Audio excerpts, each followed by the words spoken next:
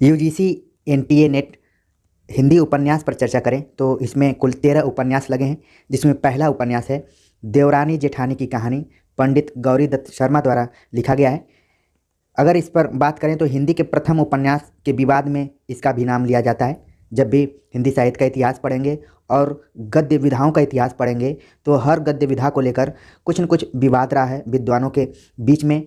तो उपन्यास की जब चर्चा की जाती है तो देवरानी जेठानी भी इस विवाद में शामिल है। इसका प्रकाशन सन 1870 ईस्वी में हुआ था। लेखक पंडित गौरीदत्त शर्मा ने उपन्यास की भूमिका में ही इस उपन्यास के उद्देश्य और ज़रूरत को रेखांकित कर दिया है। यह उपन्यास पढ़ी लिखी और अनपढ़ स्त्रियों के गुण दोष को रेखांकित करता है। उपन्यास का मुख्य लक्ष्य यही बताना है कि समाज परिवार के लिए पढ़ी लिखी स्त्रियां क्यों जरूरी हैं। आलोचक गोपाल राय ने इसे हिंदी का प्रथम उपन्यास माना है, जो कि परीक्षा के दृष्टिकोण से इम्पोर्टेंट है। कई बार परीक्षा में सवाल पूछा जा चुका है और यह उपन्यास प्रेमचंद पूर्व उपदेश प्रधान सामाजिक उपन्यास के अंतर्गत आता है। जब हम उपन्यास के इतिहास का अध्ययन करते हैं तो प्रेमचंद को केंद्र में रखकर प्रेमचंद के पूर्व, प्रेमचंद युगीन, प्रेमचंदोत्तर उपन्यास के आधार पर इसका अध्ययन करते हैं। तो ये जो उपन्यास है सन 1870 ईस्वी में लिखा गया है और गौरी दत्त ने बहुत ही सार्थक विषय को इसकी कथा वस्तु बनाया है, जिसमें पढ़ी लिखी स्त्रियों पर चर्चा की गई है। अगर इसके मुख्य पात्रों पर चर्चा करें तो मुख्य पात्रों में हैं लाला सर्वसुख, ये लाला परिवार के मुखिया हैं। लाला दौलत राम इनका बड़ा बेटा है। लाला छोटे लाल इनका छोटा बेटा है। पार्वती बड़ी बेटी है। सुखदेई इनकी छोटी बेटी है। दौलत राम की पत्नी का नाम पत्नी जो है वो जेठानी है, जो कि अनपढ़ है। और देवरानी छोटे लाल की पत्नी है, जो कि पढ़ी लिखी है। तो परीक्षा के दृष्टिकोण से इन पात्रों को अपने ध्यान में रखिए। और एक चीज़ ध्यान में रखिए कि अनपढ़ कौन है? जेठानी है, यानी कि जो उस परिवार में सबसे पहले आई है महिला वो अनपढ़ है। बाद में जो महिला आई है, जो देवरानी है, वो पढ़ी लिखी है। आमतौर पर ये इस उपन्यास में ही नहीं है, बल्कि आप अपने आसपास के आस पड़ोस को देखेंगे, समाज को भी देखेंगे, तो इसमें ये काफ़ी प्रासंगिक लग रहा है कि अक्सर जो उम्र में बड़ा है वो अपने समय में ठीक से नहीं पढ़ पाया है, लेकिन बाद की जो पीढ़ी आ रही है वो शिक्षित आ रही है। कहने का मतलब कई जेठानियाँ हैं जो कि अनपढ़ मिल जाती हैं, लेकिन देवरानियाँ पढ़ी लिखी रहती हैं। तो इस तरीके से ये उपन्यास एक तरीके से महिलाओं की शिक्षा को केंद्र में रखकर लिखा गया है। अगर दूसरे उपन्यास के बारे में चर्चा करें तो दूसरा उपन्यास है परीक्षा गुरु, जिसका कि नाम सभी प्रतियोगी परीक्षार्थी आराम से जानते हैं। और इसके अन्य बिंदुओं पर चर्चा करें तो लाला श्रीनिवास दास कृत परीक्षा गुरु को हिंदी का प्रथम उपन्यास माना जाता है। इसका प्रकाशन 1882 ईस्वी में हुआ था। आचार्य रामचंद्र शुक्ल ने इसे हिंदी का प्रथम उपन्यास माना है, जबकि अभी मैंने बताया कि देवरानी जेठानी की कहानी को भी प्रथम उपन्यास माना है डॉक्टर गोपाल राय ने। और गोपाल राय पर मैंने एक वीडियो बनाया है, जिन्होंने उपन्यासों के संदर्भ में अलग अलग कथनों को कहा है, कोटेशन से उनके। तो परीक्षा के दृष्टिकोण से वो भी वीडियो बहुत ही इंपॉर्टेंट है, आप उसे देख सकते हैं। बाकी बात करते हैं परीक्षा गुरु पर। तो परीक्षा गुरु को हिंदी का पहला उपन्यास माना है आचार्य रामचंद्र शुक्ल ने। आचार्य रामचंद्र शुक्ल ने लाला श्रीनिवास दास के परीक्षा गुरु को एक बात और कहा है, अंग्रेजी ढंग का हिंदी का पहला मौलिक उपन्यास। अमूमन परीक्षाओं में पूछ लिया जाता है कि परीक्षा गुरु को पहला उपन्यास किसने माना है, तो आचार्य रामचंद्र शुक्ल इसका सही आंसर होगा। अगर प्रश्न थोड़ा सा घुमा कर पूछ दे कि परीक्षा गुरु को अंग्रेजी ढंग का हिंदी का पहला मौलिक उपन्यास किसने माना है, तो इसका भी जवाब आचार्य रामचंद्र शुक्ल होगा। अगर इस उपन्यास के विषय वस्तु पर बात करें तो इस उपन्यास की विषय वस्तु दिल्ली के ऐसे कारोबारी और साहूकार लाला मदन लाल की है, जिसे अपने पिता की मेहनत और धीरज से बड़ी दौलत विरासत में मिलती है, लेकिन वह पश्चिमी आधुनिकता के प्रवाह में पड़कर लगातार अपव्यय के कारण कई तरह के गलत संगत में फंस जाता है, जिससे कि उसको प्रॉब्लम भी आती है। आखिरकार वह अपने बुद्धिमान एवं शिक्षित वकील मित्र लाला ब्रज किशोर के प्रयासों से इन गहराते हुए संकटों से उबरता है और चापलूसों और दुर्व्यसनों से भी तौबा कर लेता है, दूरी बना लेता है। तो एक तरीके से इसके मुख्य पात्र और वकील के रूप में किसका नाम आता है, तो ध्यान रखिए लाला ब्रज किशोर। और ये जो कहानी है दिल्ली महानगर की है, तो विकल्प में अगर दिल्ली के अलावा मुंबई, कोलकाता और चेन्नई का नाम आए तो आप इसे ध्यान में रखिए कि परीक्षा गुरु की जो विषय वस्तु है और जिस शहर की एक कहानी है वो दिल्ली की है, और मदन लाल साहूकार हैं और वकील लाला ब्रज किशोर हैं। अन्य पात्रों के बारे में अगर चर्चा करें तो अन्य पात्रों में है लाला मदन मोहन, जो जिनको मैंने बताया कि अमीर हैं किंतु गलत संगत में फंसा हुआ मुख्य पात्र है। इनकी पत्नी का नाम कामनी है। लाला ब्रजकिशोर समझदार एवं अच्छा इंसान है और पेशे से वकील है। परीक्षा में पूछा जा सकता है कि परीक्षा गुरु में वकील का क्या नाम है या फिर कौन सा पात्र है जो कि वकील की भूमिका में है, तो लाला ब्रजकिशोर इसका आंसर होगा। इसके अलावा लाला ब्रजकिशोर की जो पत्नी है प्रियंवदा है, मुंशी चुन्नीलाल, मास्टर शिव शंभू दयाल और बाबूलाल भी अन्य पात्र हैं। तो इस तरीके से परीक्षा गुरु, जो कि हिंदी का प्रथम उपन्यास आचार्य रामचंद्र शुक्ल के अनुसार है, 1882 ईस्वी में लिखा गया था। अंग्रेजी ढंग का पहला उपन्यास है और दिल्ली की ये कहानी है और एक तरीके से साहूकार परिवार से संबंधित है। अगर अगले उपन्यास की चर्चा करें, गोदान। गोदान जिसका कि प्रकाशन सन 1936 ईस्वी में हुआ था। गोदान प्रेमचंद के कालजयी कृति के अंतर्गत आती है और यह उनकी अंतिम प्रौढ़ कृति है, यानी कि अगर पूर्ण कृति के रूप में माना जाए तो गोदान है। गोदान में प्रेमचंद का संपूर्ण जीवन अनुभव सिमट कर केंद्रीभूत हो गया है और इसकी कथा वस्तु को अगर देखें तो मुख्य रूप से दो सूत्र हैं, होरी, गोबर, धनिया, झुनिया तथा अन्य ग्रामीण व्यक्तियों दातादीन, नोखेराम, पटेश्वरी, सिंगूरी, झिंगुरी सिंह को लेकर चलने वाला कथा सूत्र ग्राम्य जीवन का है। इसके साथ ही नगरीय जीवन को लेकर चलने वाला दूसरा कथा सूत्र है, जिसमें कि पंडित ओंकारनाथ संपादक हैं, श्याम बिहारी तनखा बीमा कंपनी के दलाल हैं, मिस्टर खन्ना उद्योगपति हैं, मिस्टर मेहता दर्शन शास्त्र के प्रोफेसर हैं, मिस्टर मिर्जा जूते के दुकानदार हैं, मिस मालती लेडी डॉक्टर हैं, इसके प्रमुख पात्र हैं। इन दोनों कथा सूत्रों को जोड़ने वाले इलाके के जमींदार राय साहब अमरपाल सिंह हैं। होरी की कथा आधिकारिक है और नागरिकों की कथा प्रासंगिक है, किंतु प्रासंगिक तथा प्रमुख कथा का विकास में अनिवार्य नहीं है, आवश्यक भी नहीं है। उसकी उपादेयता ग्रामीण जीवन और नागरिक जीवन की विषमता प्रत्यक्ष करने में ही है। तो मुख्य रूप से जो गोदान है वो कृषक जीवन का महाकाव्य कहा जाता है और इसमें ऋण की समस्या को उठाया गया है और शहरी जो कथा है उसको कई आलोचकों ने ये भी माना है कि अगर ये कथा इसमें नहीं जोड़ी जाती तो भी गोदान का महत्व कम नहीं होता। इसीलिए प्रेमचंद के समकालीन कथाकार जैनेंद्र ने एक निबंध भी लिखा है कि यदि मैं गोदान लिखता तो किस हिसाब से लिखता, उस निबंध को आप पढ़ेंगे तो पूरा और क्लियर हो जाएगा। अगर गोदान के नायक की बात करें तो होरी उपन्यास का नायक है, वह किसानों का प्रतिनिधि है। धर्म के ठेकेदारों, छोटे बड़े महाजनों और जमींदारों के जाल में उलझा हुआ मर्यादावादी किसान है। घिसते घिसते मजदूर हो जाता है और पीसते पीसते अंत में वो प्राण त्याग देता है। संक्षेप में यही उसका जीवन है। तो एक तरीके से इन 3 पंक्तियों में आपने गोदान की विषय वस्तु को भी समझ लिया। दूसरी ओर सभ्य नागरिक समाज की स्थिति में सामाजिक उत्थान के लिए आशाप्रद नहीं है। जनता के सेवक कहलाने वाले पत्रकार स्वार्थी हैं, वे अमीरों से चुपके चुपके रुपया खाते हैं। दार्शनिक दृष्टिकोण वाले प्रोफेसर इस सीमा तक तटस्थ हैं कि मजदूरों की हड्डी पर महल खड़ा करते हैं। गांव और नगरों के बीच में त्रिशंकुवत लटके हुए जमींदार किसानों को सोख कर अधिकारियों को संतुष्ट करते रहते हैं। तो यहाँ पर जो शहरी पृष्ठभूमि में कथा लिखी गई है उसकी भी विषय वस्तु आप अच्छे से समझ गए होंगे। आगे यदि बात करें तो दोनों कथानकों को मिलाकर यही प्रेमचंद युग को भी स्पष्ट करता है कि सन 1930 से लेकर 1936 के आसपास का जो समय है, यह यूँ कहे कि प्रेमचंद तो सन 1901-2 से ही लिखना शुरू किए थे। कुल उन्होंने 36 वर्षों तक साहित्य की सेवा की। तो उनके जितने भी रचनाएं हैं वो उनके युग को भी दिखलाती हैं। इसीलिए एक रचना भी है डॉक्टर रामविलास शर्मा की आलोचनात्मक कृति है प्रेमचंद और उनका युग। तो यही प्रेमचंद का युग जीवन है। ऐसे समाज उत्थान सुधारों से नहीं हो सकता। प्रेमचंद इस निष्कर्ष पर पहुंच गए।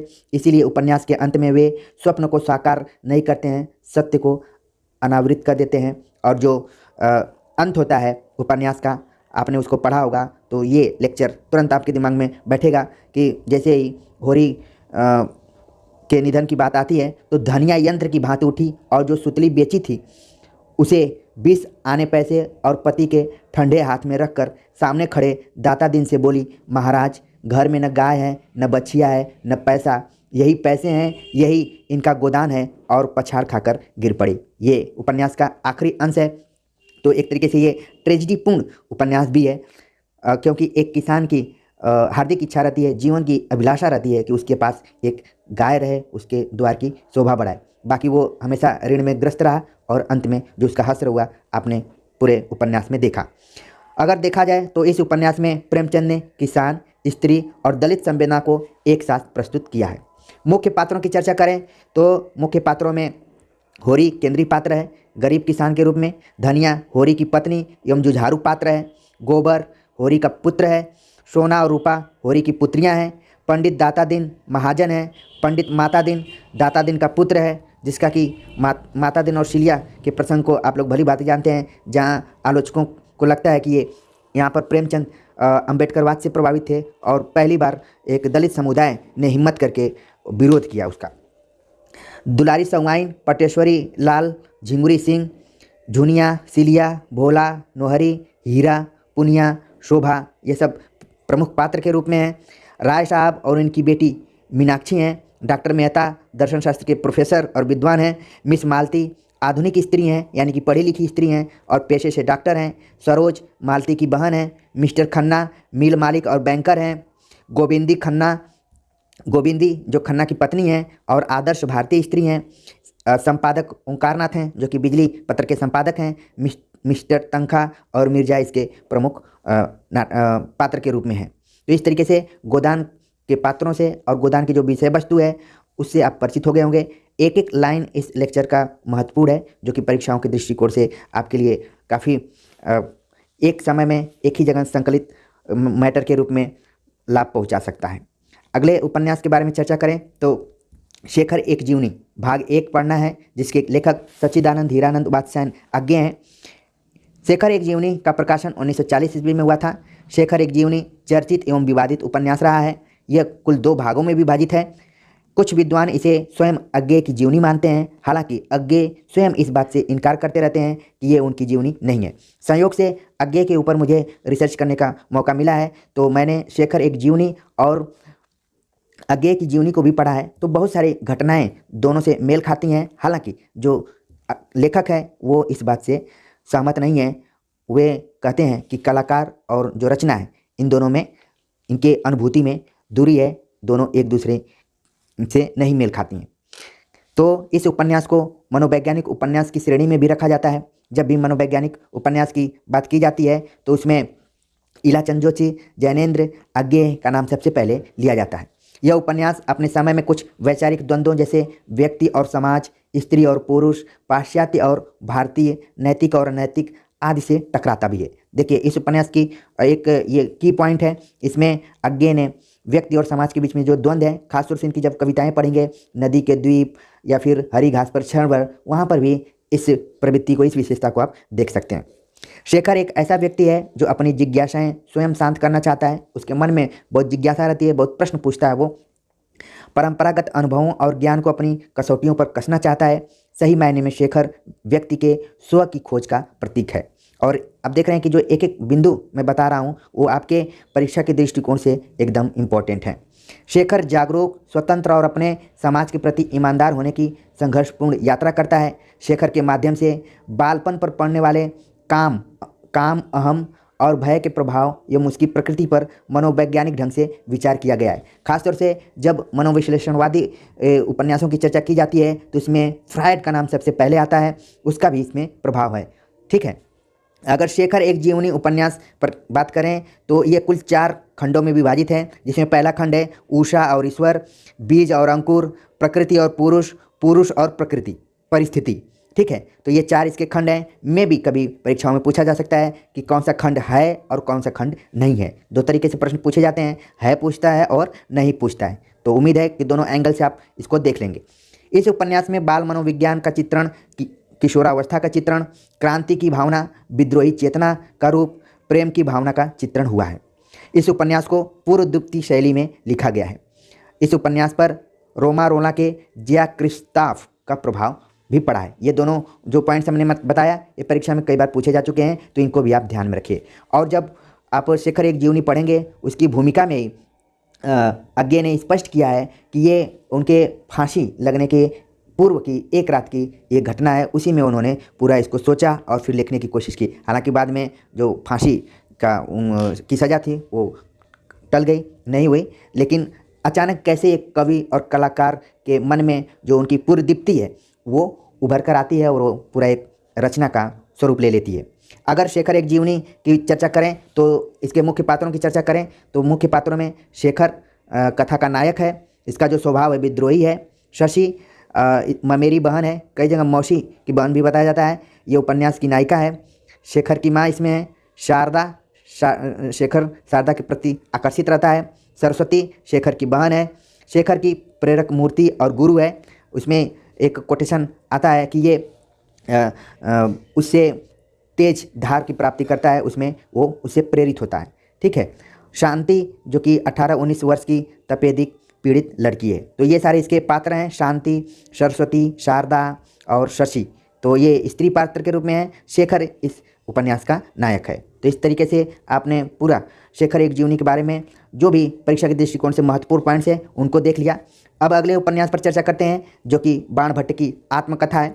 आपने देखा कि शेखर एक जीवनी ये उपन्यास है और बाणभट्ट की आत्मकथा ये भी उपन्यास है, लेकिन इन दोनों के शीर्षकों में आप देखेंगे कि जीवनी लगा है, आत्मकथा लगा है। एक तरीके से दोनों उपन्यासकारों ने पारंपरिक ढंग से जो उपन्यास लेखन चल रहा था और शीर्षक निर्धारित किए जा रहे थे उनको भी तोड़ने की कोशिश की है और जीवनी और आत्मकथा नामक शब्दों को जोड़ा है। तो क्लियर कर लीजिए, कई बार एग्जाम में पूछ लिया जाता है कि ये दोनों रचनाएं किस विधा में हैं, तो दोनों क्या हैं, उपन्यास हैं।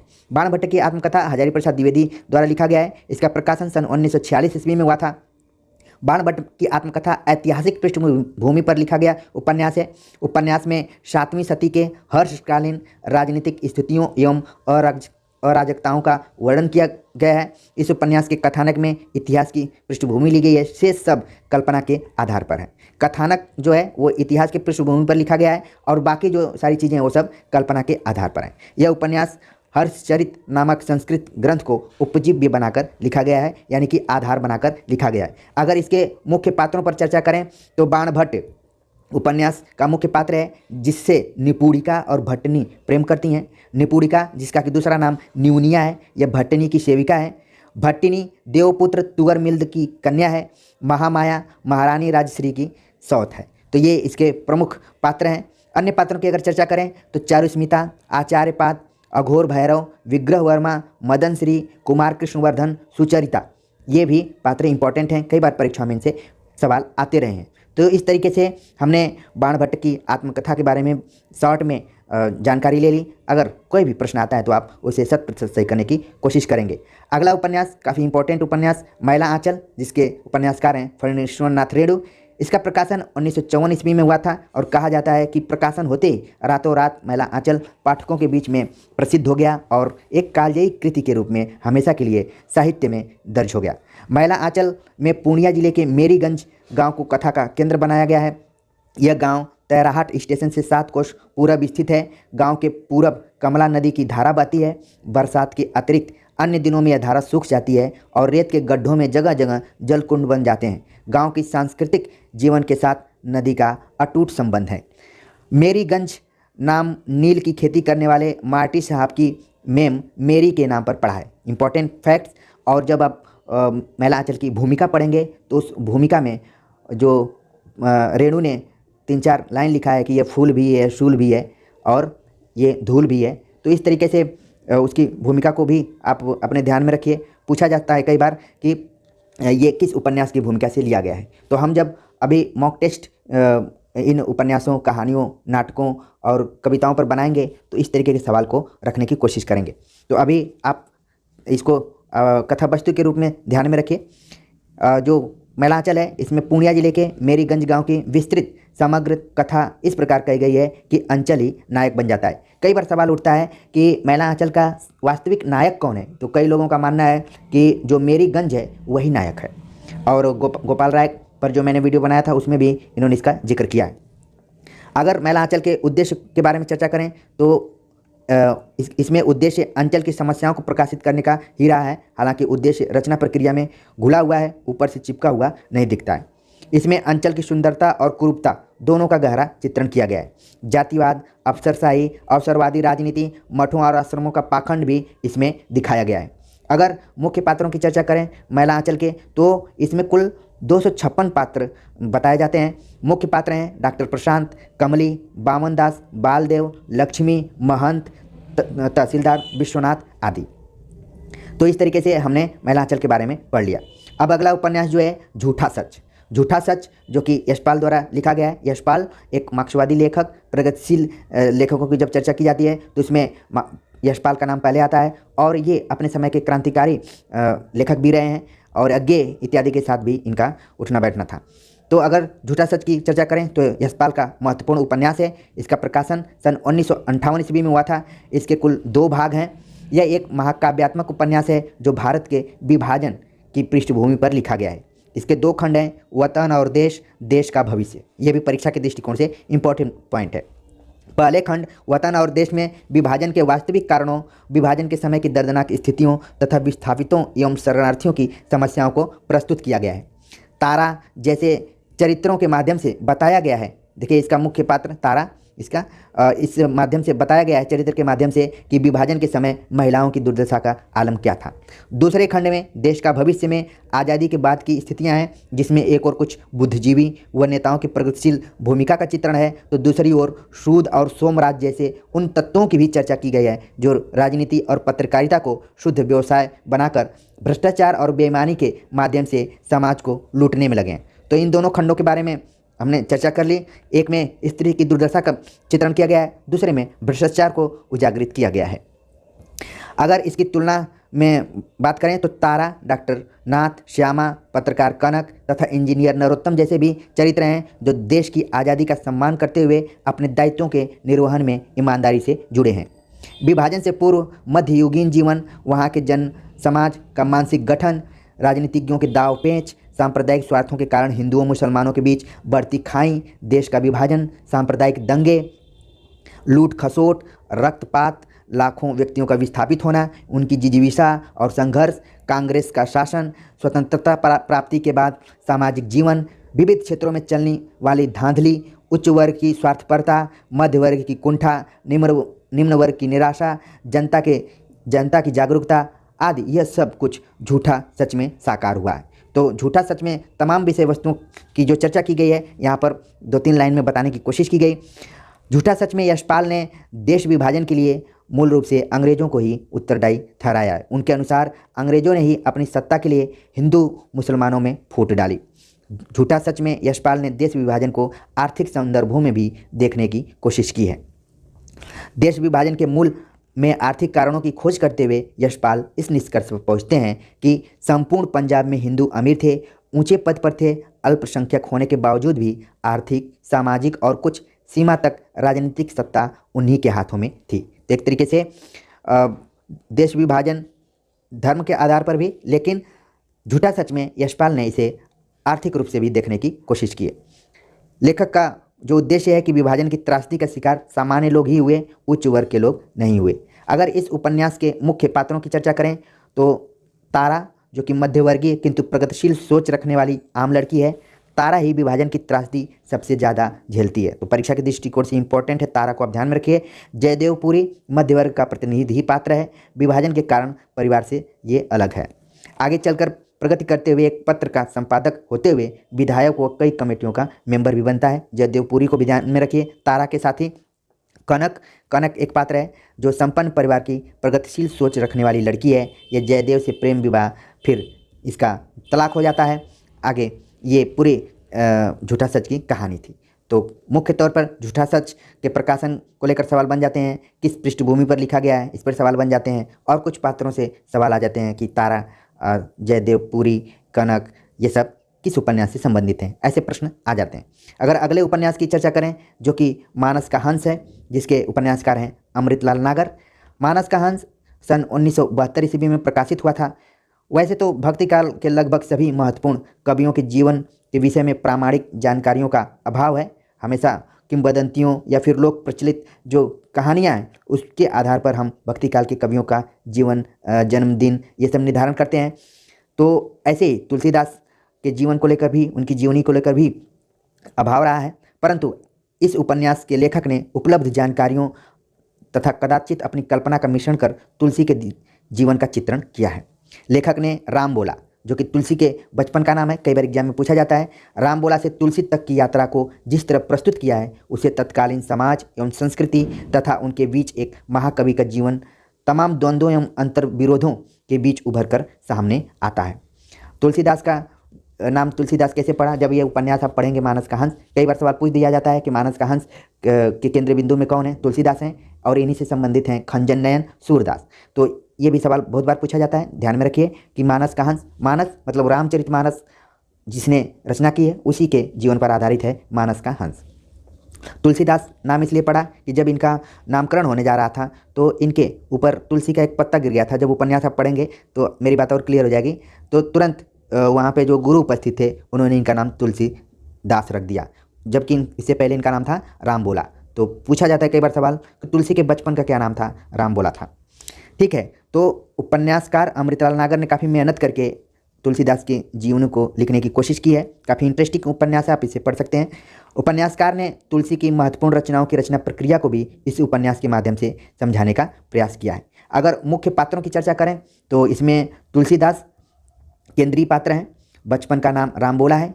पार्वती तुलसीदास का लालन पालन करने वाली महिला हैं। नरहरि बाबा तुलसीदास के गुरु हैं। लगातार ये परीक्षाओं में पूछे जाते हैं, चाहे वो यूजी का वर्ग हो, चाहे पीजी की क्लास हो, या फिर कॉम्पिटेटिव एग्जाम हो, सब में पूछा जाता है। मोहिनी जो एक वृद्ध कोतवाल की बेटी जिस पर तुलसीदास आसक्त थे, लेकिन जब मैं उपन्यास पढ़ रहा था तो इसमें मोहिनी ही कुछ ज़्यादा तुलसीदास पर आसक्त नज़र आई और तुलसीदास काफ़ी दूर भागते थे। और इस उपन्यास को पढ़ते हुए मेरे दिमाग में आया कि उन्होंने क्यों लिखा ढोल गंवार पशु शूद्र नारी ते ताड़न के अधिकारी। तो उस समय ये कई महिलाओं से परेशान थे। इस उपन्यास में आप देखेंगे कि उनके पीछे कई महिलाएं पड़ी हुई हैं। और अंत में रत्नावली के जो पिताजी हैं वो तुलसीदास को ये कहकर शादी की कि जल्दी से शादी कर लो, नहीं तो फिर बाद में और प्रॉब्लम हो जाएगी।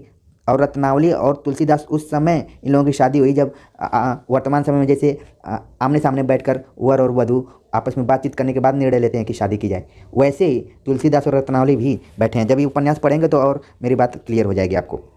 रत्नावली जो कि तुलसीदास की पत्नी है, ये पंडित दीनबंधु पाठक की पुत्री हैं, इसको ध्यान में रखिए। और तुलसीदास की पत्नी तो हैं। शेष सनातन तुलसीदास के गुरु हैं। तो यहाँ पर आप देख रहे हैं कि तुलसीदास के दो गुरुओं का जिक्र किया गया है, नरहरि बाबा और शेष सनातन। शेष सनातन जब तुलसीदास काशी में पढ़ने के लिए जाते हैं तो वहाँ पर इनसे मुलाकात होती है। टोडर, जैसा, गंगाराम, कैलाश, मेघा भगत, ये सब तुलसी के मित्र हैं एवं भक्त हैं, जिसमें कि गंगाराम काफ़ी क्लोज रहते हैं तुलसीदास के। ठीक है, तो इस तरीके से हमने मानस का हंस के बारे में चर्चा कर लिया कि किस कवि को केंद्र बिंदु में लिखा गया है, किसकी जीवनी है तुलसीदास की, मुख्य पात्र कौन कौन से हैं उनके बारे में जान गए। अब आगे बात करते हैं तमस उपन्यास। तमस जो कि भीष्म साहनी द्वारा लिखा गया उपन्यास है और ये भीष्म साहनी का सबसे प्रसिद्ध उपन्यास है। इसका प्रकाशन 1973 ईस्वी में हुआ था। ठीक है, 1973 ईस्वी में। इस उपन्यास की कथा वस्तु 1947 में पंजाब में हुए भयानक सांप्रदायिक दंगों पर आधारित है तथा इसमें लाहौर के आसपास की सिर्फ 5 दिन की कहानी वर्णित है। तो काफ़ी इंपॉर्टेंट ये फैक्ट, इसको ध्यान में रखिए कि लाहौर के 5 दिन की जो कहानी है वो तमस में उसकी आधारभूत संरचना में सहायक हुई है। तो 1947 में भयानक जो सांप्रदायिक दंगा हुआ था और लाहौर के आसपास जो 5 दिन की स्थिति रही है वो इस तमस की विषय वस्तु रही है। यह उपन्यास 2 खंडों में विभाजित है। ठीक है, पहले खंड में सांप्रदायिक तनाव की कहानी कही गई है, जबकि दूसरे खंड में अनेक गांव उपन्यास की परिधि में आ जाते हैं। उपन्यास का आरंभ नत्थू चमार द्वारा सुअर मारने की घटना से होता है। तो ये नत्थू को आप ध्यान में रखिए। ठीक है, और मुराद अली अंग्रेजी सरकार का चर्चा है। तो मुराद अली मुख्य पात्र के रूप में वह नत्थू चमार को 5 रुपये देकर एक सुअर मरवाता है और उसे मस्जिद की सीढ़ियों पर फेंकवा देता है। तो एक तरीके से सांप्रदायिकता को भड़काने की कोशिश मुराद अली करता है। ठीक है, और देखिए ये 1973 में 5 रुपया का क्या कीमत रहा होगा। ठीक है, तो इसे आप अंदाज़ा लगा सकते हैं। इस घटना से मुसलमानों में खलबली होती है और एक गाय भी मार दी जाती है। तो उधर सुअर और इधर गाय। परिणामतः शहर में सांप्रदायिक तनाव हो जाता है और दोनों संप्रदाय एक दूसरे के दुश्मन बन जाते हैं। और तमस उपन्यास इसी सांप्रदायिक खूनी संघर्ष की कहानी है। तो आपके दिमाग में अब तमस की विषय वस्तु बैठ गई होगी कि किन किन विषय चीज़ों को इसमें रखा गया है। अगर मुख्य पात्रों की चर्चा करें तो नत्थू के बारे में अभी मैंने बताया कि नत्थू निम्न वर्गीय पात्र है, दलित समाज से आता है, जाति से चमार है, भोला और सीधा आदमी है, 5 रुपये में भी ये कुछ भी करने के लिए तैयार हो जाता है। मुराद अली अंग्रेज़ों का दलाल है, खल चरित्र है, यानी कि खलनायक इसको कहा जा सकता है, सुअर का षड्यंत्र रचता है। अंत में रिलीफ कमेटी की बस में लाउड स्पीकर पकड़ा जाता है, शांति की अपील भी मुराद अली करता है। बख्श जी जिला कांग्रेस कमेटी के सेक्रेटरी हैं। मेहता जी जिला कांग्रेस कमेटी के सदस्य हैं, इसमें भी मेहता रहे हैं, और गोदान में भी मेहता हैं। मास्टर रामदास कांग्रेस कमेटी के सदस्य, ये कार्यकर्ता भी हैं, कामचोर हैं, स्वार्थ हेतु कांग्रेस से इनका जुड़ाव है, जैसा कि आज नेताओं का होता है। कश्मीरी लाल कांग्रेस का कार्यकर्ता है। जनरैल सिंह कांग्रेस का कार्यकर्ता ये भी है, मानसिक रूप से विक्षिप्त है, ईमानदार व्यक्ति है। शंकर लाल कांग्रेस का कार्यकर्ता है, मेहता का विरोधी है। ठीक है, मेहता जो जिला कांग्रेस का सदस्य है उसका ये विरोधी है। तो इस तरीके से हमने तमस के बारे में अध्ययन कर लिया। अब अगले उपन्यास के बारे में चर्चा करते हैं, जो कि राग दरबारी उपन्यास है। राग दरबारी श्रीलाल शुक्ल द्वारा लिखा गया है। यह राग दरबारी हिंदी का महत्वपूर्ण उपन्यास है, जो पूर्णतः व्यंग्य शैली पर आधारित है। अभी तक जितने भी उपन्यास लिखे जा रहे थे उनका कोई मनोविश्लेषणवादी था, कोई सामान्य रूप से समस्या को उठाकर लिखा गया था, लेकिन ये इसमें पहली बार व्यंग्य शैली का प्रयोग किया गया है। तो मे भी परीक्षा के दृष्टिकोण से इम्पोर्टेंट है। अगर राग दरबारी के प्रकाशन की बात करें तो 1968 ईस्वी में इसका प्रकाशन हुआ था। राग दरबारी के लेखक ने शिवपालगंज नामक गांव के माध्यम से स्वातंत्र्योत्तर भारत की शासन व्यवस्था, न्याय व्यवस्था, शिक्षा व्यवस्था आदि की पोल खोलकर रख दी है। तो परीक्षा में पूछा जाता है कि शिवपालगंज का संबंध किस उपन्यास से है, तो है राग दरबारी से, क्योंकि उपन्यासों में कुछ गांव हैं, जैसे कि राग दरबारी में शिवपालगंज है, इसी तरीके से आधा गांव में है गंगौली। ठीक है, तो इन दोनों में कन्फ्यूजन होने लगता है लोगों को, इसलिए शिवपालगंज को आप ध्यान में रखिए, राग दरबारी से संबंधित है। और राग दरबारी में शासन व्यवस्था, न्याय व्यवस्था और शिक्षा व्यवस्था जो है उसकी पोल खोलकर उसमें जो भ्रष्टाचार है उसको सामने रखने की कोशिश करते हैं श्रीलाल शुक्ल। और ये बात वो डायरेक्ट नहीं लिखते हैं, बल्कि व्यंग्य शैली को उन्होंने आधार बनाया। व्यंग्य शैली में होने के कारण हंसी मजाक और रोना दोनों का अनुभव एक साथ होता है। यहाँ धारदार व्यंग्य मनोरंजन के साथ साथ पाठक को आत्मनिरीक्षण करने का भी खूब अवसर प्रदान करता है। भारतीय शासन व्यवस्था एवं व्यक्ति में व्याप्त धोखाधड़ी, भ्रष्टाचार, वंशवाद, जातिवाद इत्यादि को कुछ इस तरह उभारा गया है कि पाठक उन्हीं तहों तक पहुंचता है। ठीक है, तो राग दरबारी में जिन भी समस्याओं को उठाया गया है वो आज भी समस्याएं प्रासंगिक हैं। अगर राग दरबारी के मुख्य पात्रों पर चर्चा करें तो मुख्य पात्रों में हैं रंगनाथ, वैद्य जी का भांजा है जो शहर में रहते हैं और इतिहास में एमए कर रहे हैं और फिर रिसर्च भी कर रहे हैं। एमए उन्होंने किया, इसके बाद रिसर्च कर रहे हैं। उपन्यास की पहली ही पंक्ति पढ़ेंगे तो रिसर्च का उन्होंने अर्थ बताया कि घास छीलना।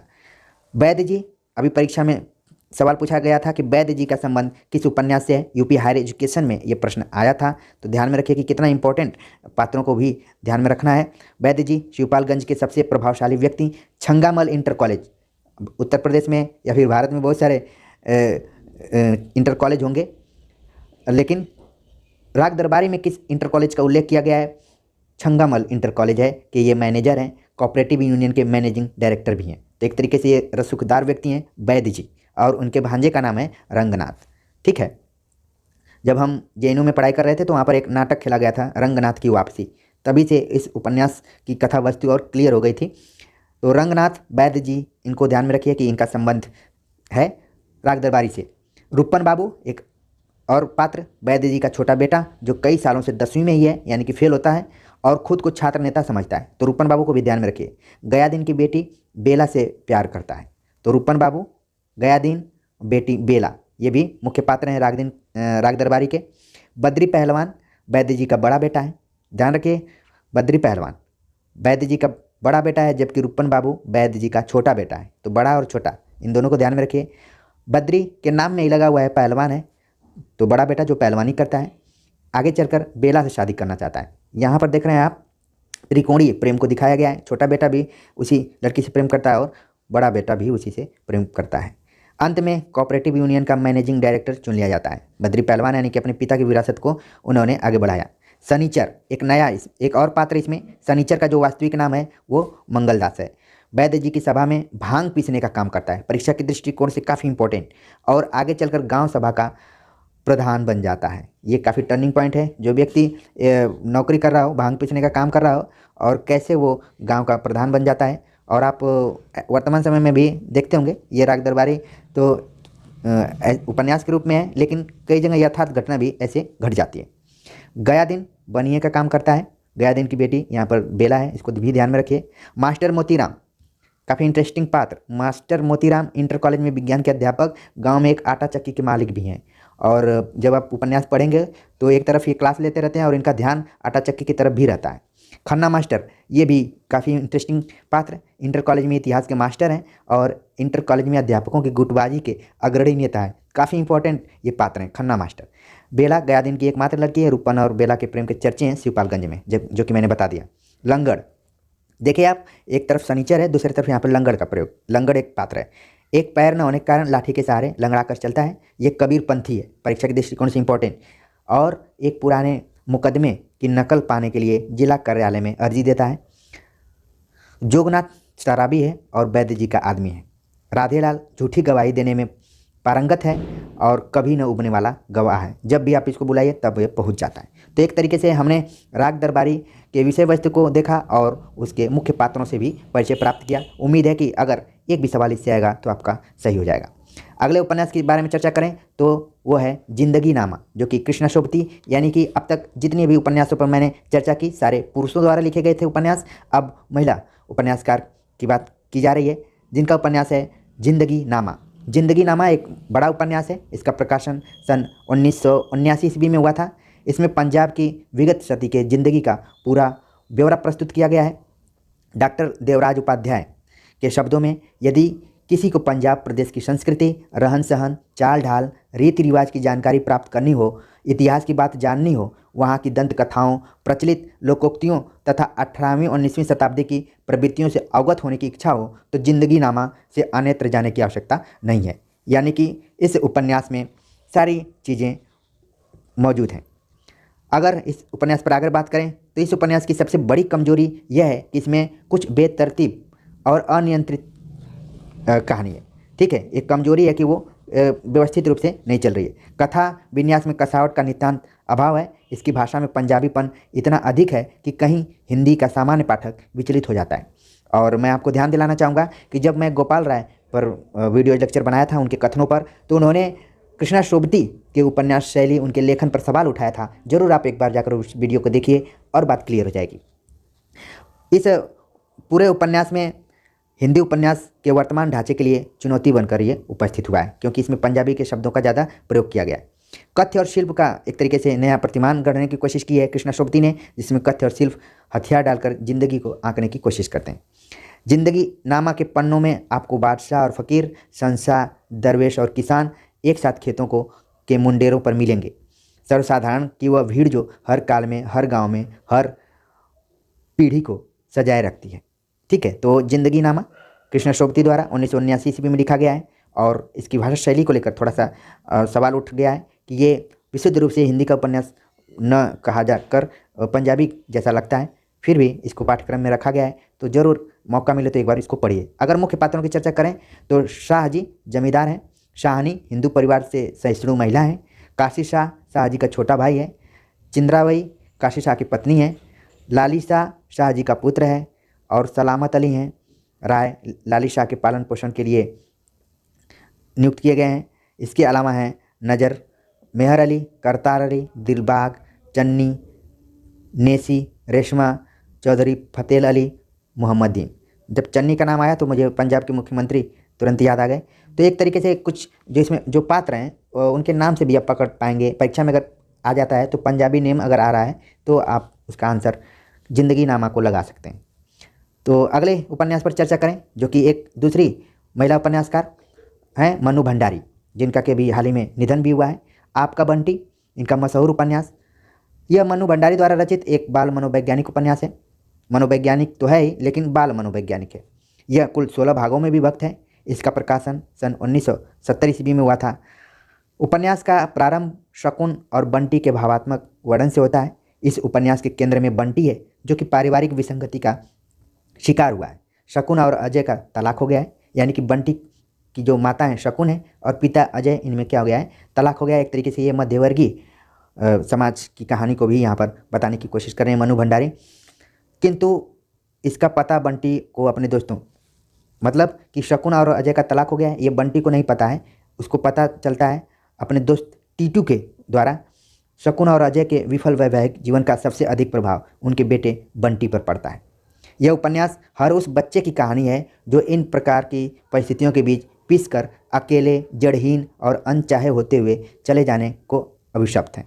ठीक है, बंटी जैसे वर्तमान समय में खासतौर से उस समाज में है जहाँ पर स्त्री पुरुष दोनों किसी न किसी पेशे में हैं और एक दूसरे को वक्त नहीं दे पा रहे हैं और बीच में वो 2 से 3 हो चुके हैं, तो इस तरीके की परिस्थितियाँ उभर कर सामने आती हैं।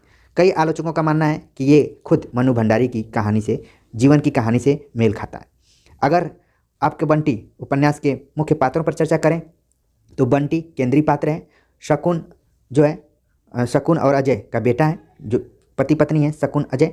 शकुन बंटी की माँ है, अजय बंटी का पिता है। मीरा अजय की दूसरी पत्नी है। ये देखिए, ये इंपॉर्टेंट हो सकता है परीक्षा में पूछ लिया जाए कि बंटी की जो नई माँ है या फिर अजय की दूसरी पत्नी है वो मीरा है।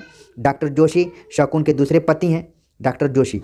अब 2 पात्र हैं मीरा और जोशी। ये तलाक होने के बाद दोनों पूर्ववर्ती पति पत्नियों के पति और पति क्रमशः हैं। वकील चाचा टीटू बंटी का दोस्त है, इंपॉर्टेंट परीक्षा के दृष्टिकोण से। अमी डॉक्टर जोशी का बेटा है। तो हमने इस तरीके से आपका बंटी उपन्यास की विषय वस्तु और उसके प्रकाशन कितने खंडों में बटा हुआ है, मुख्य पात्रों पर चर्चा कर लिया। ठीक है, अगले उपन्यास पर अगर चर्चा करें तो धरती धन अपना, जो कि जगदीश चंद्र द्वारा लिखा गया है। कई बार जल्दीबाजी में जगदीश चंद्र माथुर भी बोल दिया जाता है, लेकिन ध्यान रखिए धरती धन अपना जगदीश चंद्र द्वारा लिखा गया है। यह उपन्यास पंजाब के होशियारपुर जिले के दोआब क्षेत्र के घोड़ेवाहा गांव के दलित समाज पर केंद्रित है। तो अभी हमने शिवपालगंज गांव के बारे में चर्चा की थी, जो कि राग दरबारी में है। यहाँ पर धरती धन अपना घोड़ेवाहा गांव से संबंधित रखता है, परीक्षा में पूछा जा सकता है, इसको ध्यान में रखिए। और यह दलित समाज पर आधारित एक उपन्यास है और पंजाब एरिया का है। इसका प्रकाशन सन 1972 ईस्वी में हुआ था। इस उपन्यास के केंद्र में काली, ज्ञानों की प्रेम कथा तथा पूंजीवादी सभ्यता द्वारा किस तरह हरिजनों का शोषण होता है, इसे दर्शाने की कोशिश उपन्यासकार द्वारा की गई है। उपन्यास का आरंभ काली, जो कि हरिजन जाति का है, उसके 6 वर्ष बाद कानपुर शहर में घोड़ेवाहा लौटने से होता है।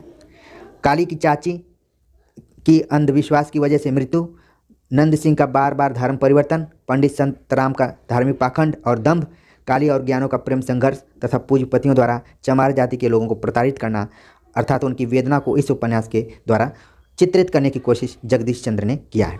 जगदीश चंद्र ने उपन्यास की भूमिका में लिखा है कि मेरा यह उपन्यास मेरी किशोरावस्था की कुछ अविस्मरणीय स्मृतियों और उनके दामन में छिपी हुई एक अदम्य वेदना की उपज है। काफ़ी इंपॉर्टेंट पंक्ति, इसको आप ध्यान में रखिए। लेखक ने यह उपन्यास सोम आनंद को समर्पित किया है।